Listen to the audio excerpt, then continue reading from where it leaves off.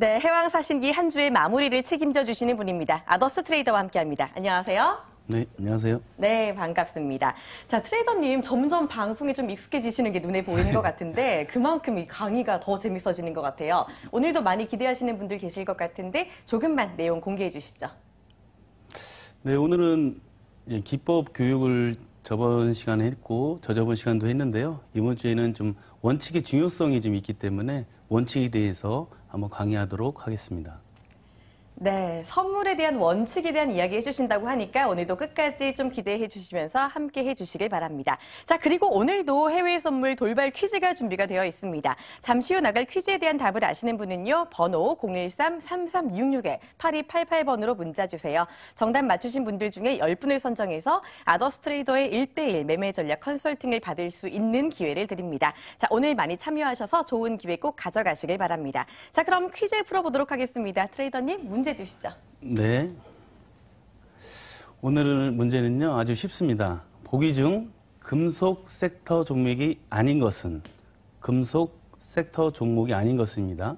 1번 금, 2번 은, 3번 시멘트입니다. 네, 오늘은 진짜 어렵지 않은 문제인 것 같습니다. 좀 반짝거리지 않는 거를 찾아보시면 될 것 같은데요. 자, 저도 보자마자 맞출 수 있는 문제니까 조금 더 많은 분들 문자 보내주시길 바랍니다. 자, 그러면은 본격적으로 강의 들어보도록 하겠습니다.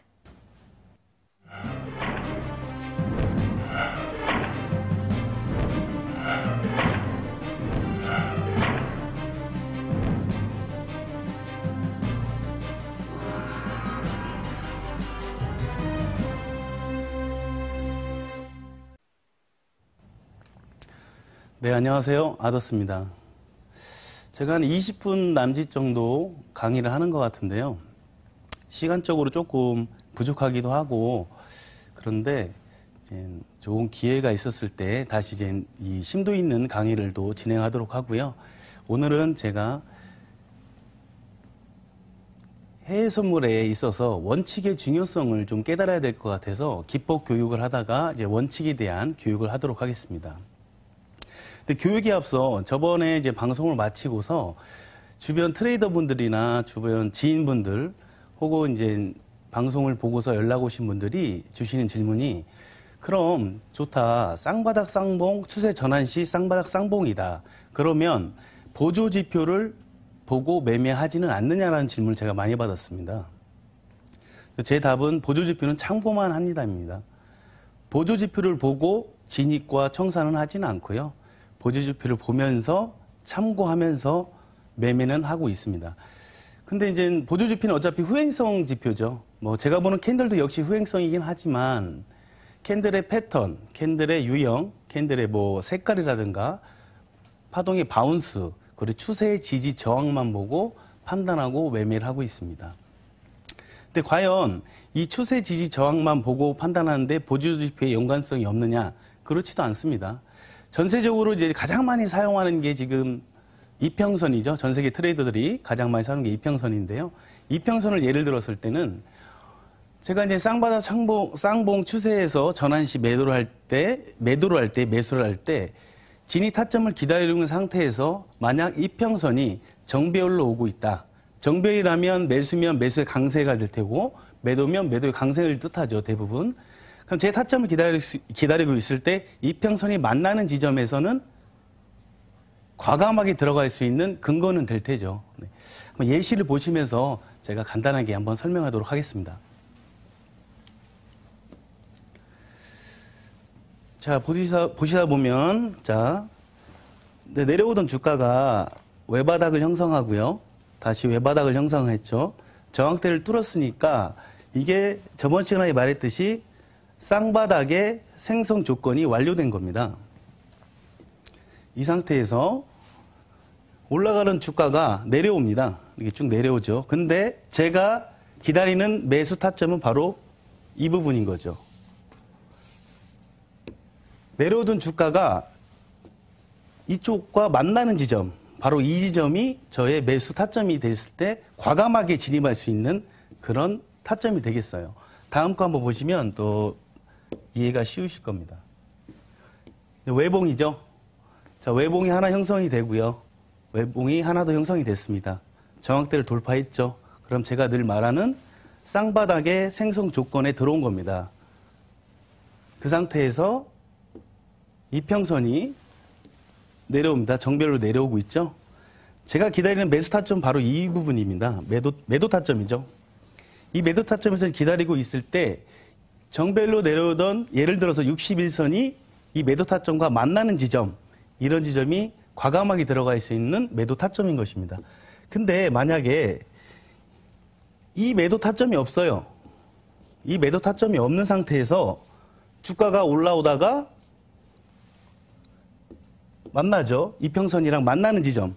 이 매도 타점 없는 거죠. 이럴 때 저항을 받는다고 해서 매매를 하지는 않습니다. 근거가 없기 때문에 꼭 내가 생각하는 매도 타점이 있을 때만 매매를 합니다. 궁금증이 많으신 것 같아서 제가 이 부분에 대해서 간단하게 설명해 드렸고요. 오늘은 이제 해양사신기 아더스 트레이더 강의 목차 한번 설명해 드리겠습니다. 자, 1주차 1강에서 제가 쌍바닥, 쌍봉 매매 기법이란 무엇인가를 설명했죠. 간단하게 설명드렸고요. 오늘은 올바른 원칙을 확립하자. 원칙의 중요성을 오늘 조금 강조하면서 얘기할 거고요. 3주차 3강에서는 파동 변곡 매매 기법이란 무엇인가에 대해서 다시 한번 얘기해 드리고요. 추세, 스윙, 매매 기법이란 무엇인가도 간단하게 설명하고요. 나머지 마지막 날에는 제가 시장에서 승리하는 매매 기법을, 여기 있는 매매 기법을 총 정리해서 정리하는 시간을 가져보도록 하겠습니다. 자, 올바른 원칙을 확립하자. 자, 이제 2주차 2강에 지금 올바른 원칙을 확립하자 있는데요. 이것도 제가 이제 5개로 분류로 나눴는데요. 이것도 세부적이 나눌 수 있지만 일단 굵직하게 5개로 나눴습니다. 보시면 계약수 관리 원칙을 정하자. 매매일지를 작성하자. 진입은 수익 모델에 입각해서 하자. 청산은 욕심 부리지 말자. 손절 원칙을 정하자. 이렇게 5가지. 이렇게 5가지가 완벽하다면 시장에서 승리할 수밖에 없습니다. 근데 그걸 지키기가 아주 어렵죠. 자, 다음 차트 한번 보실까요? 자, 계약수 관리 원칙을 정하자. 한 계약, 2계약 정도 매매하시는 일반 트레이더 분들이 있다고 가정했을 때 이분들이 이제 한두 번의 계약을 하다가 만약에 손실이 났다고 치자고요. 그러면 2, 30만 원의 수익이다가 5계약, 10계약을 갑자기 운영을 하죠. 욕심이 나셔서. 그럼 손실 금액이 그 배가 됩니다. 그러면 나중에 손실 금액이 더 커질까봐 계약수 관리의 미흡으로 인해서 진입 자리가 와도 진입을 하지 못하게 돼 있죠. 그럴 때는 기회조차 주어지지 않아서 수익으로 연결될 수가 없고, 그럼 한 달이 지난 후에는 누적 손실로 마감할 수밖에 없습니다. 자, 계약수 관리를 한번 보시면, 자, 계약수 관리 원칙을 정하자. 자, 운용 자금이 3천만 원입니다. 이 3천만 원이면 뭐 오일 같은 경우는 10계약 정도 할 수 있어요. 밀도 뭐 10계약 이상 할 수도 있고 파운드도 그 이상 할 수 있지만 3천만 원 운용 자금을 4계약만 운영하자라는 원칙을 정해 놓습니다. 그럼 1월 1일 날 오일로 30만 원을 벌었다. 골드로 50을 벌고 나스닥을 40을 잃었다고 가정하자고요. 1월 2일 날도 마찬가지죠. 구리, 가스, 골드로 해서 이런 수익을 얻었고 역시 계약수, 운용 계약수는 4계약을 지켰다. 1월 3일도 마찬가지고 계약수는 4계약이다. 31일까지 해보니 누적 수익이 예를 들어 300만 원이라는 누적 수익이 생겼다면 바로 적립계좌인 1월 적립계좌에 300만 원을 넣으시면 됩니다. 이 계좌를 이 3개를 관리를 해야 돼요. 이렇게 대부분요. 스윙 계좌고 이렇게요. 그래서 누적 수익이 낮다고 하면 이쪽으로 수익금을 넣는 거예요. 넣고 항상 운용 자금은 내가 잃었든 땄든 간에 운용 자금은 3천만 원으로 동일하게 책정합니다. 그렇게 해서 2월 달에도 400을 수익을 얻고 3월 달에도 200을 수익을 얻고 4월도 500을 수익을 얻어서 6개월 누적 수익이 쌓았다, 손실 없이 쌓았다 하면 이 금액을 다시 이쪽으로 6개월 후에 넣게 됩니다. 그래서 이제 1,550만 원을 넣게 됐을 때 예를 들어서 이게 5,000으로 가정합시다. 5,000원 올랐을 때 6개월 동안 내가 누적 수익을 쌓았으니까 계약수를 이제 4계약에서 6계약으로 늘려보는 겁니다. 다음 날도 6계약. 매매할 때마다 6계약으로 늘리면 당연히 누적 수익도 높아지겠죠. 그럼 그 누적 수익을 다시 적립계좌에 2월달 적립계좌에 이렇게 넣으시면 돼요. 이렇게 해서 계속 또 누적 수익이 쌓았다. 그러면 다시 계약수를 늘리시면 돼요.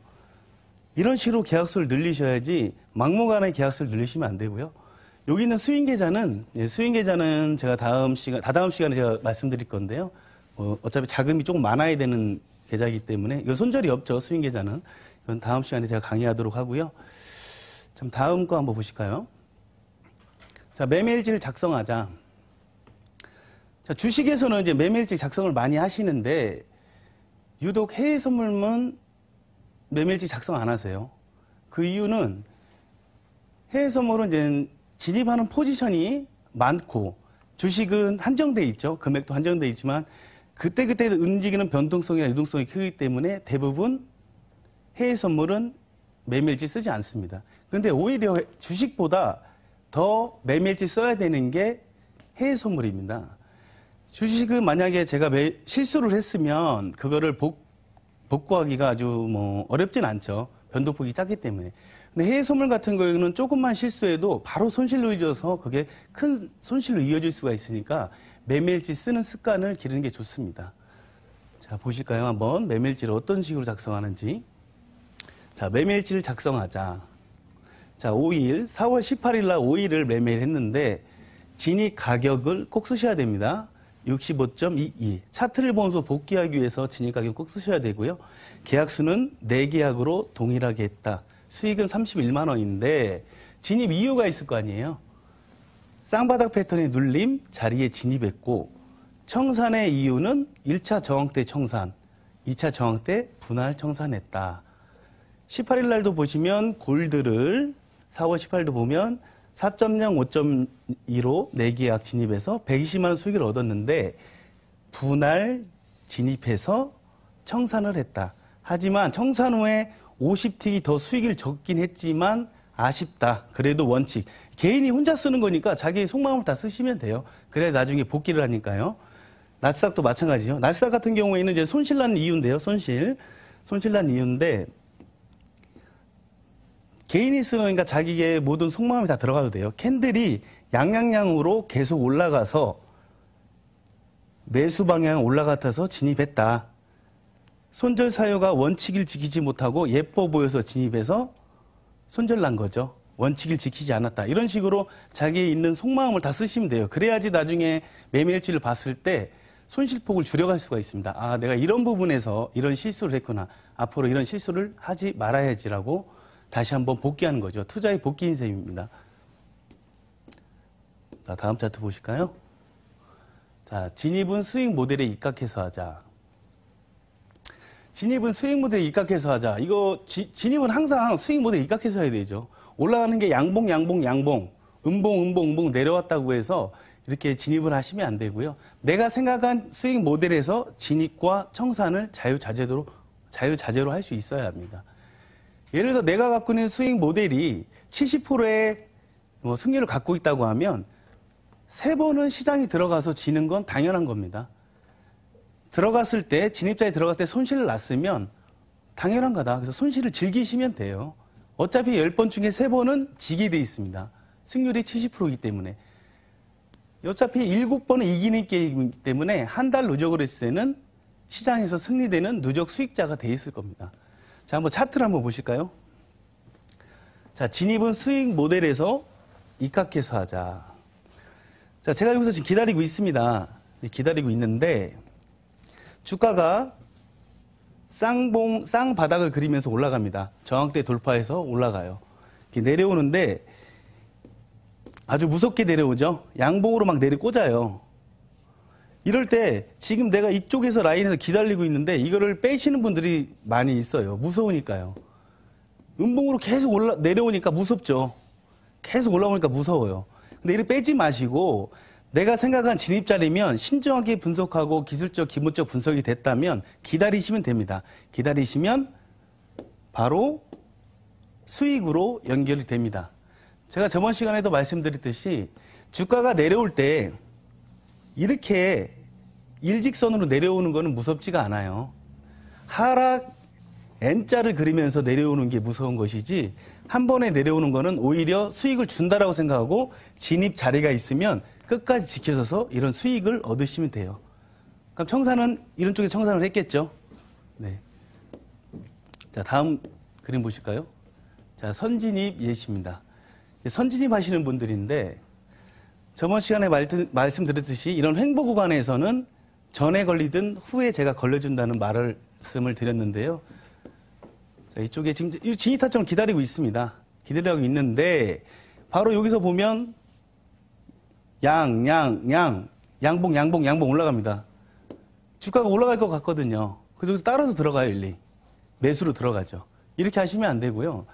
아무리 앞에서 양 올라가든 뭐 장대 양봉으로 올라가든 신경 쓰지 마시고 내 자리만 지키고 계시면 돼요.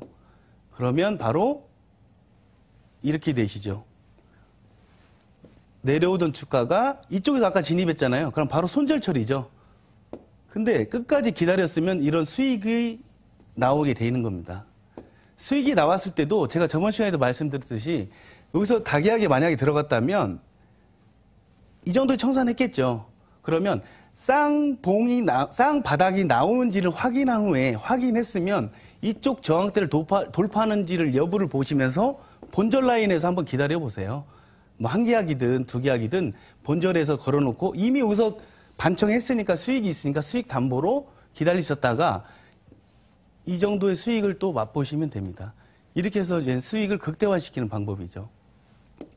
자, 다음 차트 보시면 이제 분할 예시입니다. 제가 아까 매매일지에서 분할 얘기를 잠깐 했는데요. 이렇게 분할하는 건 이제 저도 이렇게 하긴 하는데 저는 대부분 이런 분할을 많이 하죠. 그래서 이쪽에 들어갔는데 이쪽에 또 지지대가 있어요. 근데 이쪽이 갭 차이가 80틱이나 나요. 그래도 저는 여기서 진입해요. 손절을 걸지 않습니다. 이쪽에 강력한 지지층이기 때문에 내려오는 거 보고서 평단 맞춰서 수익으로 이렇게 끌고 가는데요. 이런 매매는 이제 초보자분들이 하기는 어렵고요. 지금 이런 정도에는 초보자들이 따라 하실 수 있어요. 제가 생각하는 이제 매수 라인이 있죠, 여기. 매수 라인에서 이제 기다리고 있습니다. 기다리고 있는데 손절 라인이 지금 이 부분이에요. 손절 라인 이 부분인 거죠. 이 부분인데 여기서 손절시키기가 아까워요. 왜냐하면 이쪽에 지지대가 하나 더 있거든요. 이럴 때 손절을 잡지 않는 겁니다. 잡지 않고 내려오다가 이쪽을 찍는 거 확인하고 그때 손절 라인을 이 밑으로 잡는 겁니다. 그러면 이제 손절 없는 매매에서 평단가가 중간이 되겠죠. 중간돼서 이런 수익을 얻죠. 여기도 마찬가지예요. 제가 아까 말씀드렸듯이 평단이 이쪽에 맞춰졌잖아요. 맞춰졌으면 이 정도 수익을 즐기시고 나머지 이제 반천 정도 하시고 한 계약이나 두 계약 정도를 본절 라인에서 기다리시면 돼요. 기다리다가 마지막에 이런 큰 수익을 보시면 돼요. 마찬가지로 또 기다리시면 원바닥이 나왔잖아요. 투바닥이 나왔죠. 저항대 돌파하는 거 보고 홀딩이 가능한 거죠. 그러면 이런 수익을 맛볼 수가 있는 거죠. 자, 청산은 욕심 부리지 말자. 청산은 욕심 부리는 분이 되게 많습니다. 내가 뭐 15틱, 20틱 이렇게 정해놓고 청산을 하셔야 되는데 대부분 청산을 끝까지 끌고 가려고 막 욕심 부리시고 아니면 청산을 욕심보다 5틱만 먹고 얼른 나오고 6틱만 먹고 얼른 나오고 이렇게 하지 마시고요. 청산은 항상 정해놓으세요. 초보자분들은 10틱이나 15틱 이렇게 정해놓으시고 아니면 분할 청산도 좋습니다. 20틱이든 30틱이든 이렇게 분할로 청산하셔도 되고요. 대부분 전문가분들은 지지와 저항 구간을 보고서 이제 청산을 하시는데요. 저도 마찬가지로 수익을 끌고 가다가 지지와 저항 구간을 보고서 청산을 하고 있습니다. 차트를 한번 보실까요? 자, 올라오던 주가가 역시 쌍바닥을 그리고 올라오죠. 저항대 돌파했고요. 자, 외봉 그리고서 주가가 쭉쭉 내려옵니다. 내려오는데 제가 분명히 여기서 기다리고 있었어요. 기다리고 있었는데 매도로 진입을 했죠. 그럼 20틱을 청산을 해요. 내가 정한 원칙은 20틱이었습니다. 그 청산을 하면 되는데 청산하고 나서 주가가 더 이렇게 빠지는 걸 보죠. 60틱 이상 빠지는 걸 보고 60틱 이상 100틱 정도 빠지는 걸 봐요. 이런 거 아쉬워하지 마시고요. 나는 20틱이란 청산의 원칙을 지켰다 해서 오히려 뿌듯하게 생각하시면 됩니다. 뿌듯하게 생각하시고 일반 초보 트레이더 분들이 과연 여기까지 다 먹을 수 있을까요? 수익을? 절대 먹을 수가 없어요. 왜냐하면 아시다시피 지금 보시다시피 청산했는데 여기서 주가를 흔들죠. 흔들고 다시 올라와서 흔듭니다. 끝까지 먹을 수 없으니까 정해놓은 원칙에서 청산하시면 됩니다. 다른 차트 한번 보실까요? 자, 역시 쌍봉을 그리면서 올라옵니다. 쌍봉을 그리면서 올라오던 게 외봉을 그리고요. 또 외봉을 그렸습니다. 저항대를 돌파했으니까 쌍봉의 생성 조건이 완료된 상태죠. 그러면 제가 여기서 매도를 진입합니다. 매도를 진입하죠. 그래서 내가 정한 원칙은 20틱, 30틱의 원칙을 정해 놓으면 여기처럼 20틱이 청산하고 30틱에 올청하시면 됩니다. 이런 원칙을 정해놓고 항상 청산도 하시면 되고요. 지지와 저항 구간을 보고서 청산하시는 거는 조금 숙련됐을 때 그때 하시면 되겠습니다. 자, 손절 원칙을 정하자. 대부분 이제 손절을 정하지 않습니다. 이제 대부분들이 이제 손절을 정하지 않고 손절을 정했어도 15틱에 정했어도 주가가 내려오면 손절 라인 15틱에 와도 20틱으로 손절을 좀 밑으로 내려놓고요. 20틱에 주가가 오면 아예 손절을 빼는 경향이 좀 많죠. 빼고서 그래도 주가가 물리면 그때부터 물타기를 하기 시작하죠. 안 좋은 습관이고요. 이러면 더 큰 손실로 이어질 수가 있습니다. 예를 들어서 제가 두 계약을 운영하는 트레이더라고 했을 때 손실이 1,000만 원이 났어요. 예를 들어서 이렇게 손절 안 잡고 하니까 1,000만 원이 났으면 다음날 제가 두 계약으로 해서 과연 1,000만 원을 복구할 수 있을까요? 절대 없습니다. 그러니까 항상 손절을 걸어 놓으시고 내가 손실이 나도 내가 감내할 수 있는 손실액 또 정해 놓으세요. 그래서 200만 원이면 200, 100이면 100을 정해놔야지 정해놓지 않고 손절도 없이 하면 이렇게 큰 손실액을 가지게 되면 다음에 매수 진입 기회조차 없어지게 되는 거죠. 항상 매매하실 때는 손절을 원칙으로 하시고요. 그래야 다음 기회도 생기는 것입니다. 차트 한번 보실까요? 자, 보시게 되면 내려오던 주가가 자, 외바닥을 그립니다. 또 외바닥을 그립니다. 이제 승률이 100%는 없죠. 승률이 이제 틀렸을 때를 지금 보여드리는 겁니다. 자, 매수를 진입하려고 하는데 주가가 걸리지 않고 내려가죠. 근데 제 라인은 제가 건 손절 라인은 여기였어요. 여기였는데 손절 처리를 해야죠, 당연히. 여기서 손절 처리해야 되는데 손절 처리 안 하고 계속 버텨요, 여기까지. 그래서 올라갔다고 좋아할 게 아닙니다. 원칙을 지키지 않았으니까 여기 올라갔다고 해서 여기서 팔을까요? 절대 안 팔죠. 더 위까지 보시겠죠. 이러시면 안 되고요. 내가 손절을 35틱 여기에 구해놨으면 손절이 되면 깔끔하게 인정하고 다음 자리를 보시면 됩니다. 다음 차트를 보시게 되면 바로 이런 결과물이 됩니다. 손절을 안 걸으셨을 때 왼바닥과 외바닥을 그리고 올라옵니다. 올라와서 손절이 이 라인인데 지키지 않았어요. 다행히도 올라갔네요. 근데 여기서 이거에 만족하지 못하죠. 왜? 더 올라갈 거라고 기도매매 하시니까 올라가라. 근데 올라가지 않고 시장은 바로 내려 꽂습니다. 그리고 여기서 손절을 이런 방법이 있겠죠. 여기서 손절을 깔끔하게 내시고 다음 진입자를 보고 있을 때 자, 외봉이 만들어져요. 외봉이 만들어지고 여기 있는 저항대를 또 시원하게 돌파해 주는 거 보면 차라리 여기서 스위칭 매도로 들어가서 이쪽에 수익을 잡아먹는 게 더 좋은 거지. 고집으로 해서 여기서 손절이 35턱이 아까워서 끝까지 끌고 가야지 하시다가 이런 더 큰 손실이 이어지면서 계속 소중한 내 자산을 물타기를 계속 하는 거죠. 물타기를 계속 하시다 보면 계좌는 영원히 돼 있게 마련입니다. 손절 아주 중요합니다. 일반 전문 트레이더가 아니시라면 손절을 15틱, 20틱, 30틱 이런 식으로 정해놓은 게 좋습니다. 뭐 나스닥 항생 같은 경우에는 이제 꼬리에 당할 수가 있으니까 손절폭을 조금 늘리시는 게 좋고요. 오일이나 골드는 15틱, 20틱 정도, 그리고 뭐 유로는 20틱 정도 이렇게 정해 놓으시고요. 항상 손절하는 그런 매매를 하시고요. 그리고 항상 제가 늘상 말씀드리는 건데 내 수익 모델에 입각해서 진입을 하세요. 내가 생각하는 진입 자리가 오지 않았는데 억지로 끼워 맞춰서 이뻐서 시장이 이렇게 얘기했으니까 하지 마시고 내가 생각하는 수익 모델에서 끝까지 기다렸다가 지지하고 올라가는 모습을 보면서 수익을 맛보시면 됩니다. 저희가 매매를 계속 하기 위해서 해외 선물하는 게 아니에요. 저희 목적은 수익을 창출하는 데 목적이 있으니까요. 시장에서 항상 진입과 원칙을 지키시면서 시장에서 승리하는 그런 저희 시청자분들 됐으면 좋겠습니다. 아더스였습니다. 감사합니다.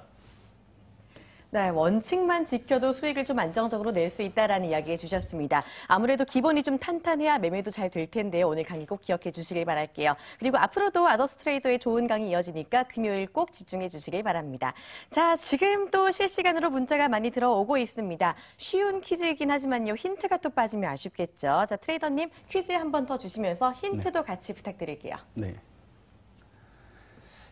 다음 중 금속 섹터 종목이 아닌 것은 1번 금, 2번 은, 3번 시멘트인데요. 요즘 뭐 주식을 많이 하시죠? 이거 보시는 분들이. 저도 주식을 아주 많이 하고 오늘 올 때 청산하고 큰 수익으로 청산했는데요. 시멘트주를 되게 좋아합니다. 예, 그래서 아주 지금 뭐 정답을 아예 뭐 거의 말하다시피 했는데요. 한번 보시고서 참여해서 1대1 전략 트레이딩 한번 받아보시면 감사하겠습니다. 네, 거의 큰 힌트 주셨습니다. 정답 아시는 분은요, 문자 참여 부탁드릴게요. 저희는 잠시 후에 돌아오도록 하겠습니다.